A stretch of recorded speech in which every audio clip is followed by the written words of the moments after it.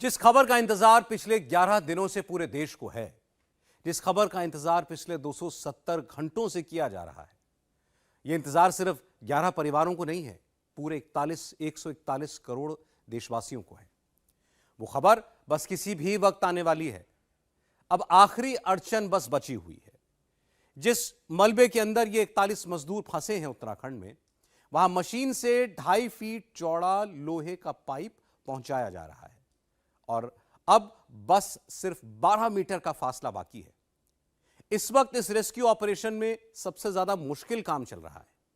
मलबे को छेदने के लिए 6-6 मीटर के पाइपों को वेल्डिंग के जरिए जोड़ा जा रहा है और फिर एनडीआरएफ की टीम इन मजदूरों को इन पाइपों के अंदर से निकाल कर लाएगी। स्टॉप ऑपरेशन की मिनट टू मिनट मॉनिटरिंग हो रही है। खुद प्रधानमंत्री मोदी को ऑपरेशन का एक एक अपडेट दिया जा रहा है। फाइनल स्टेजेस में इस ऑपरेशन में क्या क्या चल रहा है, क्या सावधानियां बरती जा रही हैं, इस वक्त की रिपोर्ट क्या है, आपको बताते हैं।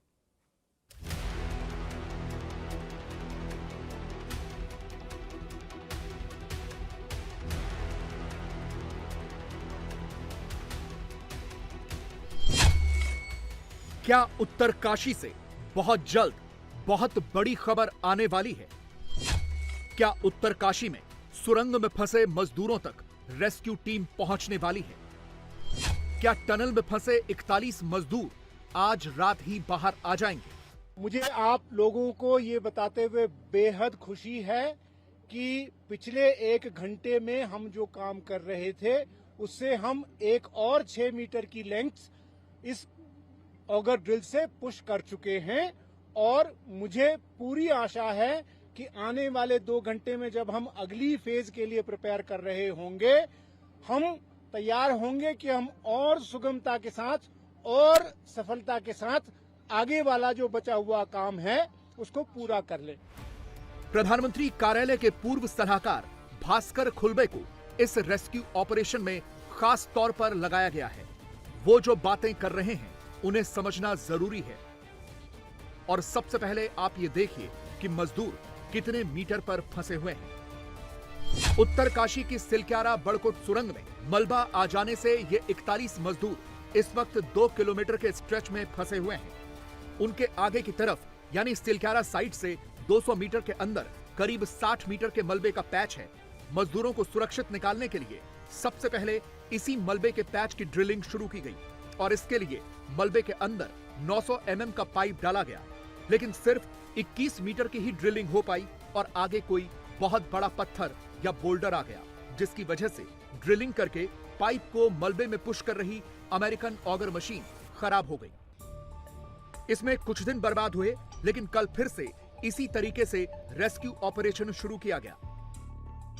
रेस्क्यू टीम पहले 900 mm का पाइप सुरंग में पुश कर रही थी, अब 800 mm के पाइप की मदद ली गई, जिसके बाद सुबह तक खबर आई कि 39 मीटर तक ये रेस्क्यू पाइप जा चुका है।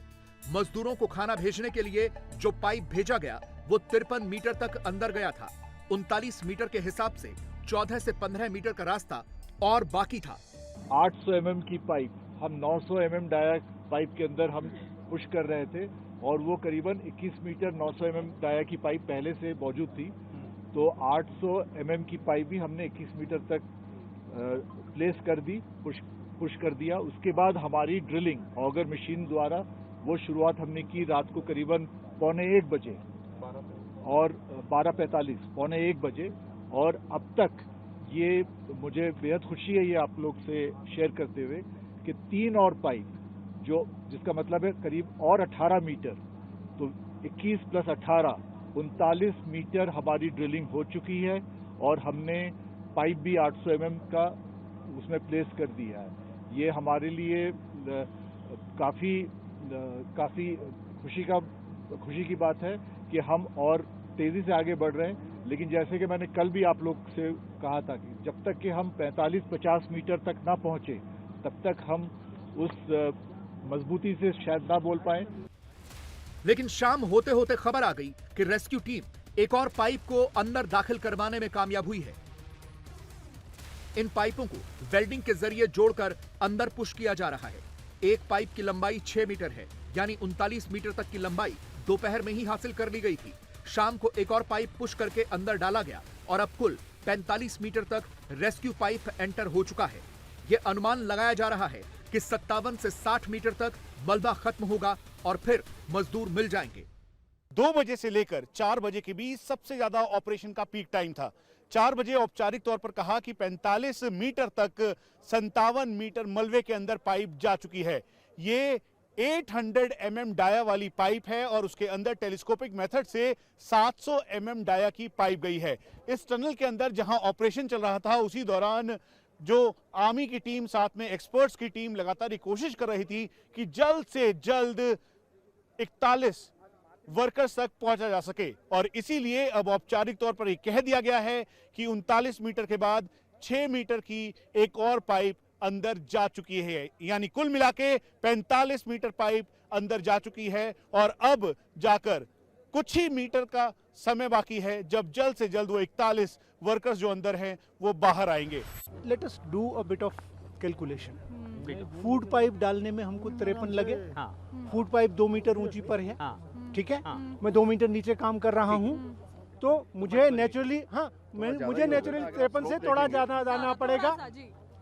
तो मैं थोड़ा अगर एंगल भी मान करके चलूं कि 40 डिग्री के एंगल पे मेरा मलबा पड़ा हुआ है, मुझे लंबाई में जाना है 2-2 मीटर अगर मुझे बड़ा भी करना है 57 और 60 के बीच। अब एग्जैक्टली आप कहोगे कि साहब मेजर करके मुझे बताओ तो मैं नहीं कह सकता हूँ, but it should be hopefully between 57 and 60. Okay sir, that's what it is. And if it is 57, 2 pushes. If it is 60, 2.5. ठीक है। लेकिन समस्या यह है कि देरी हो रही है वेल्डिंग करने में। रेस्क्यू टीम को खास तौर पर यह ध्यान रखना पड़ रहा है कि वेल्डिंग मजबूती से हो। वेल्डिंग की मजबूती इसलिए जरूरी है क्योंकि अंदर रिप्लेसमेंट का कोई विकल्प ही नहीं है। मलबे का दबाव बहुत ज्यादा है, इसलिए थोड़ी सी लापरवाही बड़ी घातक हो सकती है। अभी तक 45 मीटर तक पाइप एंटर हो चुका है। इसका मतलब यह है कि 6 मीटर के हिसाब से अधिकतम 3 पाइप और लगेंगे। एक पाइप को दूसरे से वेल्ड करने और फिर उसके ठंडे होने में 3 से 3.5 घंटे लग रहे हैं। इस हिसाब से 3 पाइपों को सुरंग के अंदर डालने में 12 से 15 घंटे अभी और लग सकते हैं और उसी के बाद मजदूरों को बाहर निकालना शुरू किया जाएगा। देखिए, जो पाइप जो पुश किया जाता है या ऑगर जो ड्रिलिंग करता है उसमें ज़्यादा समय नहीं लगता है। समय लगता है कि जब आप एक 6 मीटर का पाइप अंदर डालें, फिर उसके बाद पिछले वाली जो पाइप गई आगे उसके साथ वेल्डिंग करना होता है अगली पाइप को, उसमें सबसे ज़्यादा समय लगता है। और वेल्डिंग सबसे ज़रूरी है, सबसे ध्यान से करना है, क्योंकि वेल्डिंग को कम से कम पाइप की मजबूती या उससे ज़्यादा मजबूती देना है, क्योंकि वो एक वीक पॉइंट हो सकता है। तो 4-5 घंटे उसमें लगते थे पहले, वो हमने अभी 3-3.5 घंटे तक लाया है। तो अगर भी 3 पाइप और चाहिए तो वो वही सिर्फ 12-15 घंटे हो गए। फिर देखते हैं अब आगे। यानी अब लगभग 12 मीटर की ड्रिलिंग बाकी है। इसीलिए यह माना जा रहा है कि आज रात या कल सुबह तक ड्रिलिंग पूरी हो जाएगी। लेकिन रेस्क्यू टीम का असली काम शुरू होगा इसके बाद। ड्रिलिंग का काम पूरा होने के बाद 32 इंच के पाइप के जरिए एनडीआरएफ की टीम टनल के अंदर जाएगी और फिर एक एक करके इन मजदूरों को बाहर निकालेगी। 57 से 60 मीटर के इस स्ट्रेच में उजाले की व्यवस्था भी करनी होगी। इसके अलावा इतने बड़े स्ट्रेच में ऑक्सीजन की कमी को भी दूर करना होगा। खास बात यह है कि मजदूरों को क्रॉलिंग करके ही बाहर आना होगा। अगर उन्हें कमजोरी हुई तो फिर एनडीआरएफ की टीम स्केट्स लगी टेम्पररी ट्रॉली के जरिए उन्हें खींचकर निकालेगी।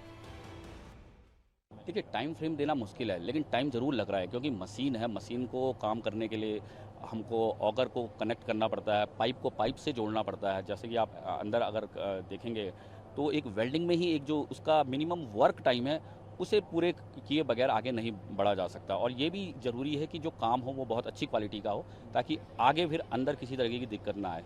तो जो नॉर्मल रिक्वायरमेंट है वर्क की वो तो लगेंगी ही, लेकिन जो अभी तक की प्रोग्रेस है बहुत अच्छी है और उम्मीद करते हैं कि जल्दी से जल्दी विक्टिम तक पहुंच पाएंगे। अब किसी भी वक्त मजदूर बाहर निकल सकते हैं, इसीलिए पहले से ही घटनास्थल पर 40 एम्बुलेंस मंगवा ली गई हैं। इसके अलावा डॉक्टरों की टीम भी पहुंच गई है। चिनालीसौड़, उत्तरकाशी और एम्स ऋषिकेश को अलर्ट मोड में रखा गया है। इसके अलावा मजदूरों को एयरलिफ्ट करने की भी व्यवस्था की गई है।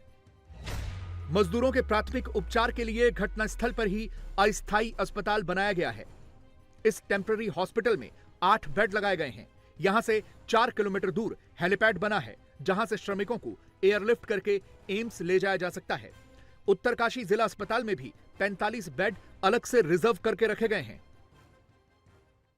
सिर्फ 12 मीटर की दूरी है 41 उन जिंदगियों से जो सिलक्यारा टनल के अंदर अभी भी फंसे हुए हैं, और इसीलिए युद्ध स्तर पर यह कार्य चल रहा है।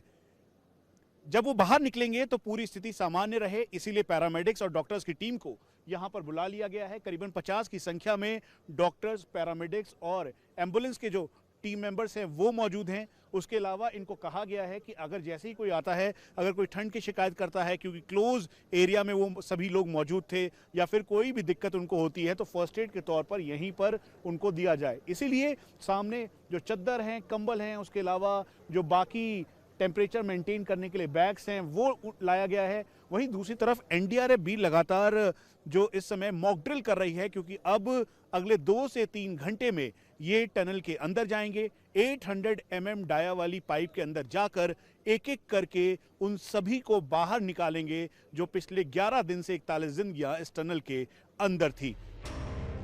सुरंग के अंदर सभी 41 मजदूर पूरी तरह से सुरक्षित बताए जा रहे हैं। इससे पहले उनसे एक इंडोस्कोपिक कैमरे के जरिए बात हुई थी और अब बातचीत के लिए एक ऑडियो चैनल भी स्थापित कर लिया गया है। अभी तक बचाव दल इन मजदूरों से पाइप के द्वारा बात कर रहा था, लेकिन अब इन मजदूरों के पास माइक्रोफोन और स्पीकर भेज दिया गया है, यानी ऑडियो चैनल पूरी तरह से स्थापित कर लिया गया है। इसके अलावा मजदूरों से उनके परिजनों की भी बात कराई जा रही है। खासतौर पर मनोचिकित्सकों की टीम भी बात कर रही है ताकि मजदूर डिप्रेस महसूस न करें, और अब खाना तो उन्हें दिया ही जाने लगा है। हमारे एनडीआरएफ और एसडीआरएफ की टीम ने एक ऑडियो कम्युनिकेशन चैनल भी उनके साथ स्थापित किया है, जिसमें उनसे अब पहले जो पाइप के थ्रू बोल के बात की जा रही थी, पाइप के अलावा वहाँ पर एक वायर के थ्रू एक माइक्रोफोन और स्पीकर उस साइड चला गया है, और इस साइड हमारे पास एक हेडफोन के थ्रू और माइक्रोफोन के थ्रू उनसे बात हो पा रही है।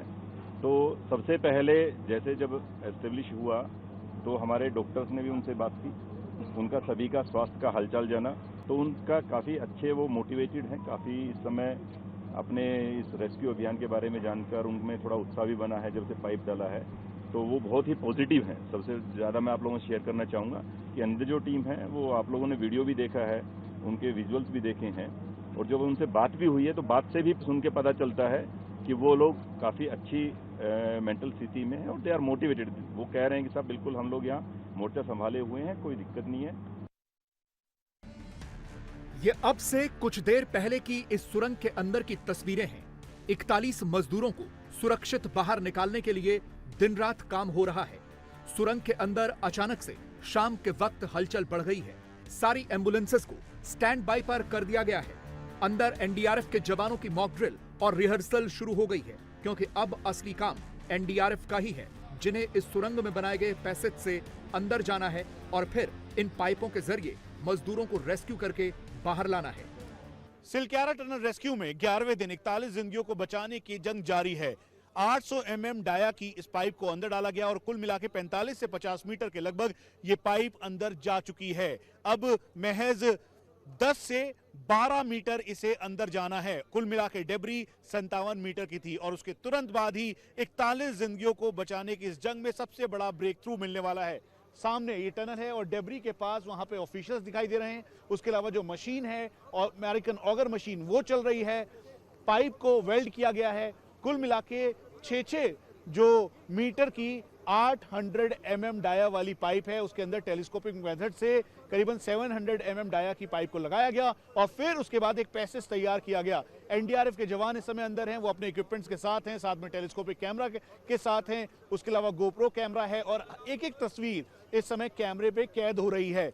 उन सभी को जो लाइफलाइन पाइप 6 इंच की थी उसके जरिए बैटरी, साथ में रेडियो सेट, चार्जर सब भेजा गया, कपड़े भेजे गए, खाना भेजा गया और अब से कुछ देर बाद वो तैयारी की जा रही है। करीबन 40 के लगभग एम्बुलेंस का सेटअप किया गया है और यहाँ से पास में एक हेलीपैड तैयार किया गया है। वहाँ से जिनकी भी तबीयत थोड़ी भी खराब रहेगी उनको एम्स भेजा जाएगा ऋषिकेश के, या फिर चिन्यालीसौर का जो हॉस्पिटल है वहां भेजा जाएगा। यहां पर अभी भी जो एक्सपर्ट्स की टीम है, इंजीनियर्स की टीम है, वो मौके पर मौजूद है और जल्द से जल्द इनको निकालने का काम किया जा रहा है। और ये अभी तक की सबसे बड़ी खबर है, क्योंकि 11 दिन तक ये 41 जिंदगियां इस टनल के अंदर अटकी हुई थी। ये एक ऐसा ऑपरेशन है जिसमें इन सभी को बाहर निकालने के लिए पूरा देश दुआएं कर रहा है। यानी आस्था और विज्ञान के साथ पूरा ऑपरेशन चल रहा है। खास तौर पर प्रधानमंत्री नरेंद्र मोदी की नजर है, वो रोजाना इस ऑपरेशन की एक एक डिटेल की जानकारी ले रहे हैं। उन्होंने विशेष तौर पर यहां अधिकारी भेजे हुए हैं, देश विदेश के टनल एक्सपर्ट्स को बुलाया हुआ है और सभी यही कह रहे हैं कि काम तो जल्दी हो रहा है और बेहतर हो रहा है, लेकिन जल्दबाजी करने की कोई जरूरत नहीं है। The first thing is that you have to imagine the conditions that the workers are in there. They are obviously very, very brave, very tough people to be able to last as long as they have done in that tunnel. At the moment, they are being fed. They're being given water, and while I was in the tunnel, I could see that the resources were being provided to them, and that's been done very efficiently. So, getting these people out is the priority. I could imagine that the families who are involved, who are seeing this, maybe seeing this on television or elsewhere, they must be very worried. What I can say is that the people who are involved in the rescue are doing absolutely everything they possibly can. It's a fantastic job that's being done by all the different agencies, including the military and all the different contractors. In terms of concern, what I would say is that the process has to be followed. These things take time. You can't rush the process. And so therefore, allow the engineers to do their job, let the machinery do its job, and they will come hopefully with a very satisfactory conclusion to this. लेकिन असली सवाल है कि कब तक ये सारे मजदूर बाहर आ जाएंगे। इसी सवाल का इंतजार पूरा देश कर रहा है। प्रधानमंत्री मोदी के भेजे अधिकारी भी पूरी तरह से उम्मीद जता रहे हैं कि आज रात या कल तक ये सभी मजदूर बाहर आ जाएंगे।